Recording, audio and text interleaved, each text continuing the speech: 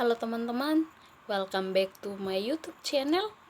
Kali ini kita akan belajar mengenai administrasi gereja baru, namun kita akan membahas lebih khususnya bagiannya yang ketiga, yakni dimensi manajemen dan kepemimpinan gereja. Teman-teman, kita tahu bahwa manajer dan pemimpin merupakan dua hal yang tidak bisa dipisahkan. Ini diumpamakan seperti dua sisi mata uang yang memang tidak bisa untuk dipisahkan. Kita dapat melihat contoh manajer dan pemimpin dari Alkitab, yakni Musa sebagai pemimpin dan Yitro sebagai manajer. Fungsi manajer dan pemimpin gereja harus berdasarkan pada Alkitab, teologi, dan doktrin gereja. Manajer mempunyai fungsi untuk menjalankan atau untuk mengeksekusi setiap tugas atau setiap perintah. Sementara itu, pemimpin berfungsi untuk memberi petunjuk, untuk memberi arah dan nilai dalam setiap pelaksanaan atau dalam setiap pengeksekusian kebijakan gereja. Seorang pemimpin atau seorang manajer pasti memiliki level atau tingkat pengaruhnya tersendiri.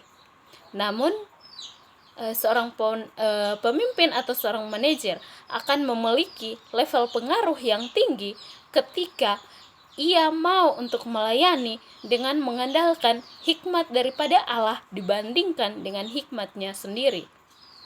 Bisa kita lihat dalam kitab Sakaria 8 ayatnya yang ke-23 dan kitab Ulangan 34 ayatnya yang ke-9.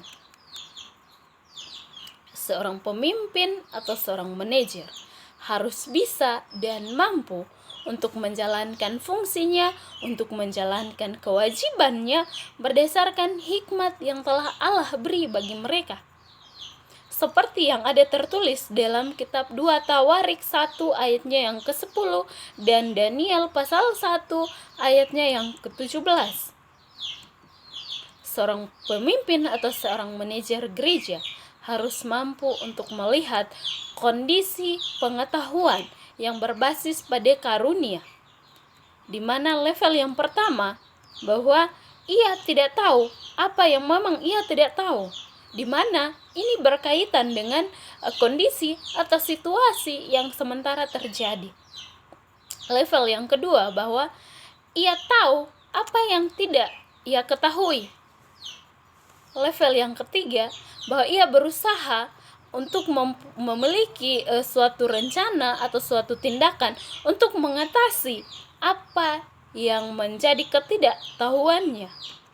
Yang keempat, seorang pemimpin atau seorang manajer harus memiliki pengetahuan yang luas dan efektif, di mana ini berkaitan dengan bidang karunia yang dimiliki oleh masing-masing manajer atau oleh masing-masing pemimpin.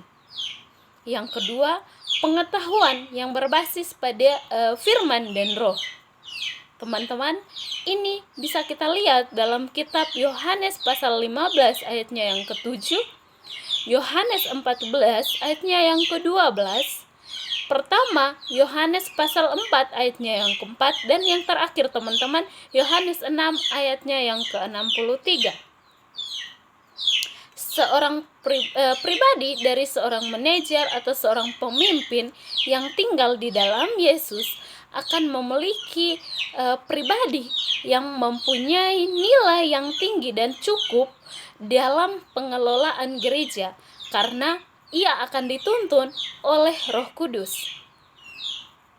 Teman-teman, ada 3 wujud pemimpin yang mau melayani yang bisa kita lihat dari perspektif Alkitab. Yang pertama, pemimpin yang mau untuk melayani harus melayani secara total tanpa melihat pada masa lalunya, atau total quality leadership. Bisa kita lihat dalam kitab pertama Raja-Raja pasalnya yang ke-21.